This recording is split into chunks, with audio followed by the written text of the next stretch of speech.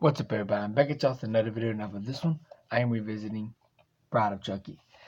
Now, this is actually a pretty decent sequel in the Child's Play franchise. Now, first off, I want to get to the positives, and then I'll get to the negatives. So I'm kind of a little bit mixed on this film. I still think it's watchable.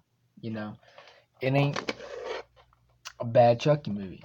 Now, if you could actually compare this to Nightmare on Elm Street Part 3, Dream Warriors. You could actually compare this to that because A Nightmare on Elm Street Part 3, Dream Warriors, that had the perfect comedy and horror, like dark comedy type shit. That's pretty creepy at times. Now this sort of is like that. They didn't go overboard with the comedy or nothing. Um, this has some pretty brutal kills in it, and I love the soundtrack. That rock and roll soundtrack in this film is amazing. Like, how can you not love the soundtrack to Bride of Chucky? They got like two soundtracks in the film. One of them was Rob Zombie soundtrack, and another one was from a different singer. I don't know the singer's name or anything, but I enjoyed this film quite a bit. And Chucky's look was amazing. I love the look of Chucky's look in the film. See, I love the way he looked in the film. This film, like the Chucky movies, the Chucky movies are type of movies is perfect to watch around October. You can watch all the Chucky movies around October. Now, this is a great slasher.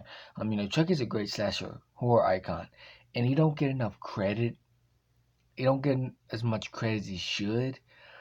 Because people keep saying, yeah, you can just kick Chucky. Look at Michael Myers, Freddy, and Jason. You can't kick them. That's why, I wish Don Mancini would explain the voodoo a lot more in Child's Play, because, or in later sequels, because or what he can do with what Chucky can do with the voodoo and stuff. Like, he has all kinds of crazy voodoo powers and shit, so people can't just randomly kick Chucky. I would have loved it if Don Mancini explained that. Now, that's why I'm excited about the Charles fan film, because they're explaining a lot of that shit, I heard. So yeah, I'm hyped for Charles, but the Charles fan film, but so yeah, Bride of Chucky, it's a damn good sequel. I do recommend it. Tiffany was great. Jennifer Tilly, she played her great part in this film. She played a great part in this film, also, and so yeah,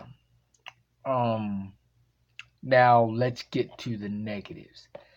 Now the negatives are, the negatives are, there's some slow parts at times, but one of the biggest negatives, one of the worst things to do in a horror film is have two killers fucking, basically. But this is even worse the way they did it in this film. Two dolls fucking. Are you kidding me? That's like one of the biggest issues I have with the film. Oh, and I want to say one more positive. I love the ending, where the very end, where they make you hyped up for the next Chucky movie. And then the next Chucky movie, what do we got? A piece of shit Seed of Chucky. Really? But I'll get to that rant when I get to it, because that's gonna be a freaking crazy ass rant. Stay tuned for Seed of Chucky rant, because that is a piece of shit of a dog shit movie, and I'm going to freaking do an epic rant on it. I might do that later on the day. Just stay tuned for that one. Now, Bride of Chucky, see, the ending of this movie gives you high hopes. Like, when this movie first came out, everybody was like, oh, yeah, they're going to make a son of Chucky. And the baby's going to be evil as hell, right? You didn't get that in Seed of Chucky, though. But that ending, the way they did this ending is almost what they did the Halloween 4 ending. Halloween 4, like, they had a crazy ending that make everybody hyped up for Halloween 5, and what we got? A piece of shit Halloween 5. That's sort of what they did with this movie. Because this is not a crazy ass ending. Then they messed it up with Seed of Chucky. So yeah, really the only negative I have with it is the two dogs fucking. That's the only negative I could say about this movie. Oh, and there's one more negative. The way that one guy died, I forgot his name in the film, but when Chuck and Tiffany started having them guns and that he said don't move, and then that guy just gets run over by a truck. That's like one of the weakest kills you can do. Like Chucky didn't even kill him. You know, Chucky really didn't. He just saw Chucky and then this guy ran over by a damn truck. That's another negative I have with it. But yeah, like a lot of the kills were great and stuff. The soundtrack in this film was great. Um, I enjoyed this film quite a bit. But is it my top favorite? Of course not. But it's still a great film. It's well made. The camera shots are great. If I had to rate this film, I would probably give it a 7.5 out of 10. 7.5 out of 10 for this film. I would probably give. I I don't know if um